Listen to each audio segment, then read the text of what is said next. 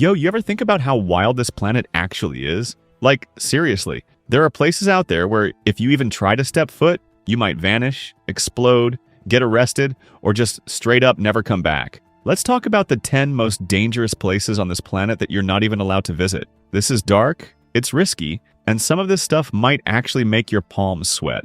Let's get into it. Number 10, North Sentinel Island. North Sentinel Island is hands down one of the scariest, most mysterious places on the planet. And trust me, you don't want to end up here, like ever. So, picture this. There's a tiny island in the middle of the Indian Ocean. It's beautiful, looks like paradise. Blue waters, white sand, palm trees swaying. But if you even think about pulling up in a boat, you might catch a spear to the chest before you can say, hello. This is because the island is home to the Sentinelese, an indigenous tribe that has lived there for tens of thousands of years, with absolutely no contact with the outside world. They don't use phones, no Instagram, no TikTok, nothing. They're basically living like it's the Stone Age, and they want to keep it that way. Back in 2006, two fishermen accidentally drifted too close. The tribe killed them, and in 2018, a missionary tried to step on the island to preach Christianity. He never came back. You know it's serious when the Indian government was like, yeah, let's just ban this entire place from the world.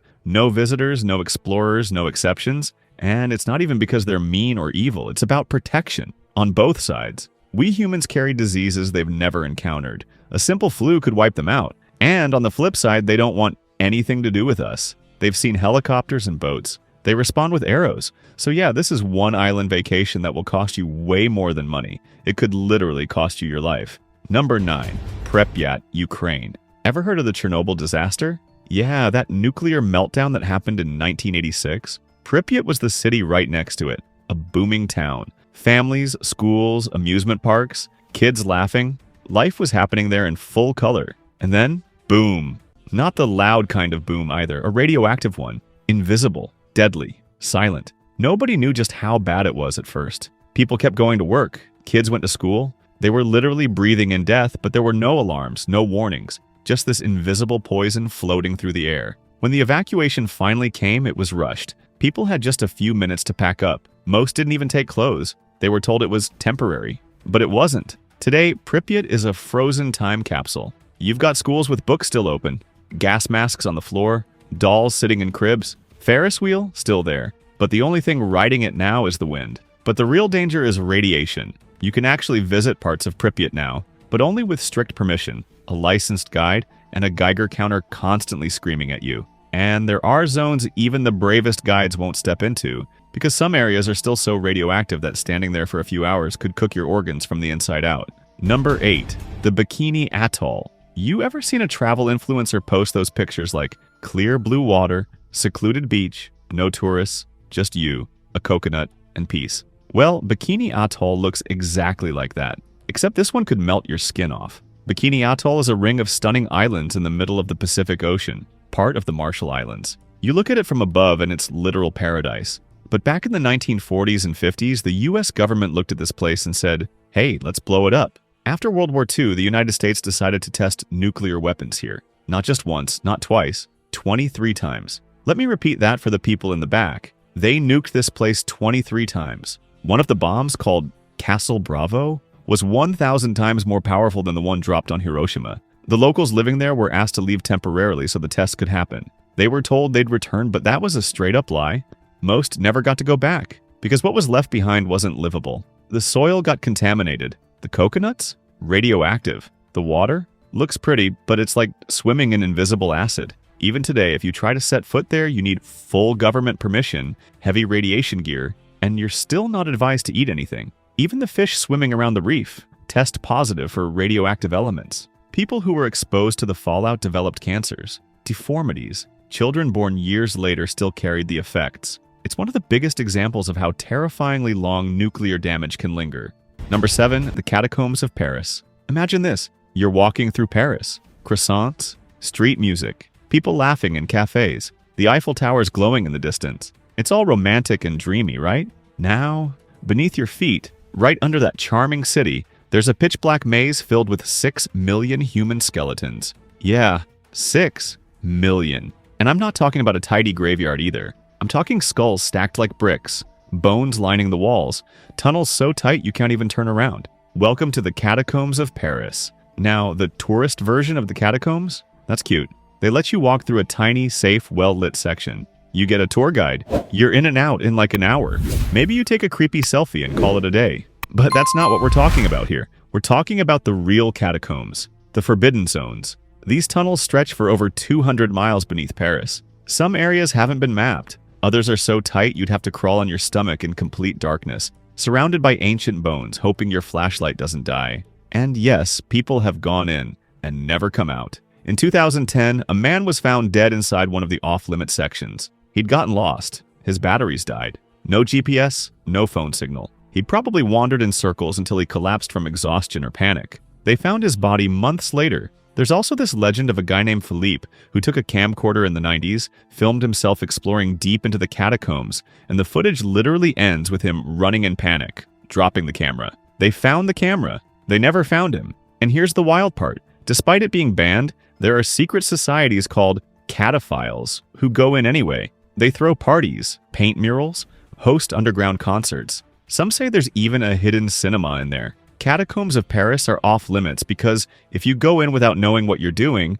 Paris might be the last city you ever visit. Number 6. Annapurna. So everybody and their dog knows about Mount Everest. World's tallest mountain, right? People climb it to say, hey, I conquered nature. Instagram pics, flags at the top, inspirational captions, which we've all seen it. But there's another mountain. Not as tall, not as famous, but way more deadly. It's called Annapurna, and it's got one job. Take your soul. No, seriously, Annapurna is the kind of mountain that doesn't care how skilled you are. It doesn't care if you've climbed Everest 10 times. It doesn't care how much you trained or how fancy your gear is. This mountain has a death rate of about 1 in 4. It's in Nepal, part of the Himalayas. Beautiful country.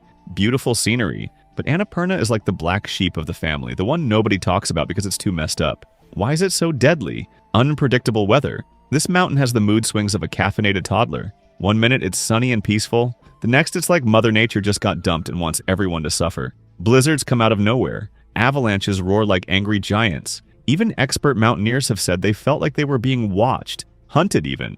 And here's the thing, it's not even about the summit. Most people die on the way down because their bodies are broken, they're freezing, oxygen is low, and the path back is slippery, steep, and terrifying. Also, there's the death zone, a part of the climb where your brain literally starts dying from lack of oxygen. So you're not even allowed to visit unless you have government approval, multiple permits, insurance, and you sign waivers basically saying, hey, if I die here, it's my own fault. Number 5, the Danakil Depression, Ethiopia. All right, fam, imagine waking up in a place where the ground literally bubbles, the air burns your lungs, and nothing, not plants, not animals, not even bacteria, wants to live. Sounds like the setting of a horror movie, right?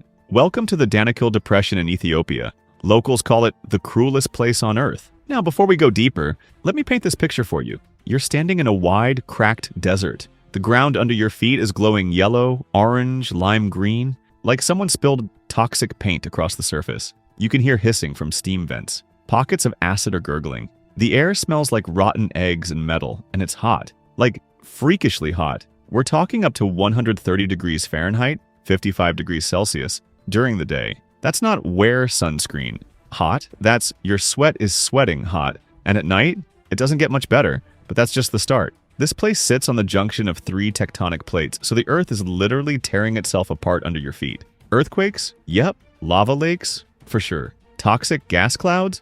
You bet. Acid pools that can melt through boots? Oh, they're everywhere. So why does anyone even go there? Well, scientists love it.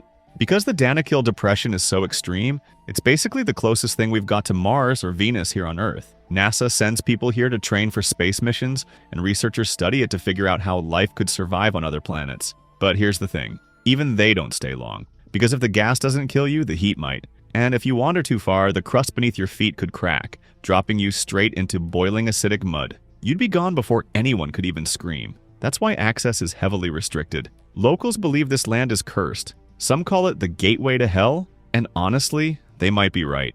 This isn't a place where you take a vacation. This is where Earth flexes and reminds you who's boss. Number 4, Area 51, Nevada, USA. Now listen, if you're thinking, oh, I've heard of that, it's just some military base, right? Yes, but also nope. Because Area 51 isn't just secret, It's classified on top of classified, and nobody, I mean nobody, knows everything that goes on there. And trust me, people have tried to find out. And most of them ended up with armed guards in their face faster than you can say, "Take me to your leader." Let's break it down. Area 51 is located in the middle of Nevada's desert wasteland, surrounded by miles of barbed wire, motion sensors, hidden cameras, and warnings that basically say, "Enter, and you might get shot." Literally. The signs are not subtle. Officially, it's an Air Force testing site, used for secret planes, stealth bombers, advanced tech, which, sure, makes sense. But here's where things get weird. People have reported UFO sightings in the area for decades. Unmarked aircraft moving in unnatural ways, lights that hover and disappear, strange sounds at night, and aircraft designs that nobody's ever seen before. Now, maybe it's alien stuff. Maybe it's futuristic government tech. Maybe it's just the desert messing with your brain after 10 hours in the heat. But here's what we do know. In 2013, the US government finally admitted that Area 51 exists. But they didn't say what they're doing there. They didn't say why it took them 60 years to admit it. And they definitely didn't invite the public in for a tour. Area 51 has a buffer zone that stretches for miles. You can't even get close enough to see a building. There are men in white trucks sitting in the hills, watching you with binoculars. And if you step a single foot over the invisible line, they're on you. Fast. No joke. No warnings. And even the airspace above it? Totally restricted. Commercial flights can't pass through. Drones shot down. Pilots grounded. There was even a viral event in 2019 called Storm Area 51, where thousands of people joked about running in Naruto style to see them aliens. The government was not amused. They brought in the military, barricaded the roads, and reminded everyone that this was not a game.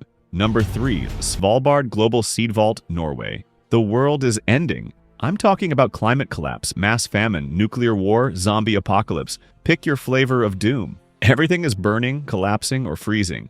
But tucked away inside a frozen mountain on a remote island near the North Pole, there's this giant vault buried in permafrost. What's inside? Life, literally. More specifically, the seeds of life. All the food crops you know. Rice, wheat, corn, bananas, beans, potatoes, tomatoes, thousands of varieties from across the planet. This place is called the Svalbard Global Seed Vault. Most people just call it the Doomsday Vault, and it is not open to the public. It was built to be the ultimate backup hard drive for humanity. If something wipes out our crops, natural disasters, war, disease, corporate greed, we've still got the DNA blueprint to start over. Sounds noble, right? It is. But also, creepy as hell. This vault is located on the Svalbard archipelago, 800 miles from the North Pole. It's surrounded by nothing but snow, polar bears, and silence. And it's buried deep into the side of a mountain, designed to survive anything. Rising seas, earthquakes, even nuclear attacks. It's so secure that not even the countries who donated seeds can open their own vaults inside without strict approval. The only people that can go there are scientists, a few global trust organizations, and Norway's government. Even researchers don't get access to the seeds. The vault is just a deposit box, like a bank, but for biology. In 2015, the Syrian civil war got so bad that the country's seed bank was destroyed. Guess where they had to go for help? Svalbard. For the first time in history, a country withdrew from the Doomsday Vault to regrow its food supply. That's when people started realizing, oh, this thing is really real. But here's why it's on this list. You can't go near it. No tours, no visits, no press access. You can look at the front door, a massive steel hallway that glows with blue light like something out of a sci-fi movie. But that's it. Step too close, you'll be stopped. Try to go in, you're not just trespassing, and you're messing with the future of humanity. And to be honest, it raises questions. Why are only certain people allowed inside? Why so secret? What else is being stored there besides seeds? Is it just food, or is it something more? Nobody knows, and that's exactly how they want to keep it. Number 2, the Mariana Trench. All right, buckle in, because we're going underwater for this one. And not like snorkeling at the resort underwater. We're talking 7 miles deep. Deeper than Mount Everest is tall. Welcome to the Mariana Trench, specifically the Challenger Deep, the absolute lowest point on Earth's crust. This isn't just deep, it's alien. If you took a Boeing 747 and dropped it into the trench, it would disappear into the darkness, and you still wouldn't reach the bottom. You are not allowed to visit this place. Not because there's a security guard waiting down there with a clipboard, but because you can't. You physically cannot survive the journey unless you're inside a custom-built, multi-million-dollar titanium submersible designed to handle pressure that could crush a skyscraper like a soda can. At the bottom of the Mariana Trench, the water pressure is over 1,000 times greater than what you feel at sea level. That's like balancing 50 jumbo jets on your body. You're not just dead, you're instantly liquidated. Only a few people in human history have ever made it down there. We're talking about James Cameron, the dude who directed Titanic. Yeah, he built his own submarine and said, "I want to go see the real thing." And even he said it was terrifying. You want to hear something even crazier? We know more about the surface of the moon than we do about the Mariana Trench. There are creatures down there that scientists have never named. Things that glow in the dark, things with no eyes, things with transparent skin and mouth full of teeth that shouldn't make sense. And then there are these sounds. In 2016, NOAA recorded mysterious noises coming from deep in the trench. They dubbed it the Western Pacific Biotwang. No one knows what made it. Could be a whale, could be a creature no one's ever seen, could be something else. There are no humans living there, no rescue teams, no tourism, just blackness, silence, and pressure waiting to swallow you whole. And even if by some miracle you survive the trip, you're still in a place that Earth clearly never intended humans to see. So yeah, it's not off limits because of fences or guards, it's off limits because nature said so. Number 1, Poveglia Island, Italy. Alright, this is it. We've talked about wild nature, secret governments, even the bottom of the ocean. But now we're ending with something different. Something spiritual, historical, and flat-out terrifying. Let me introduce you to Poveglia Island, just off the coast of Venice, Italy. It looks harmless at first. Green trees, calm water, old buildings crumbling in the sun. But no one is allowed to step foot here. Not tourists, not journalists, not even Italians. This is because Poveglia is one of the most haunted places on Earth. And I'm not using that word lightly. This tiny island has been a graveyard for centuries. It started back in the 1300s during the Black Plague. Venice was getting crushed by death, people dying in the streets, homes filled with disease. So they did something horrible. They took all the infected, men, women, children, and dumped them on Poveglia. Thousands were thrown onto the island and left to die. When they were too sick to scream anymore, their bodies were burned in massive pits. Over time, historians believe over 160,000 people died here. And that's just the first chapter. Fast forward to the 1920s, the island was turned into a psychiatric hospital. And what happened next? Only the stuff of nightmares. There were rumors, patients being tortured, experimented on. One doctor reportedly performed twisted procedures, lobotomies with crude tools, random shock therapy, and even surgical operations without anesthesia. He believed the island's spirits were talking to him. He eventually jumped from the hospital tower. Legend says the spirits dragged him down, and he was never seen again. Today, the island is completely abandoned. The buildings are collapsing. The trees have taken over the walls. The air feels wrong. Locals refuse to go near it. Fishermen won't even cast their nets close to its shore. They say the soil is made of ash and human remains. Some say you can still hear screaming at night. Italy has banned all public access. Poveglia is off limits by law. Even drone flights get flagged if they hover too close. People who've tried to sneak in, they come back, different, shaken. Some refuse to talk about what they saw. Others get sick. Some say they heard voices, whispering in languages that don't exist anymore, and a few never came back. Earth is wild, man. We walk around thinking we've figured this planet out, but there are still corners we're not allowed to enter, places that remind us we're not invincible, not welcome, not ready, and maybe that's okay, because some doors aren't meant to be opened. Some places aren't made for us, and sometimes the smartest thing you can do is just stay away. If you made it this far, you're officially braver than 99% of people. Let me know which one creeped you out the most. And hey, if you like this wild trip through the planet's most forbidden places, you already know what to do. Like, share, hit that subscribe, because next time we might be going somewhere even worse. See you in the next one.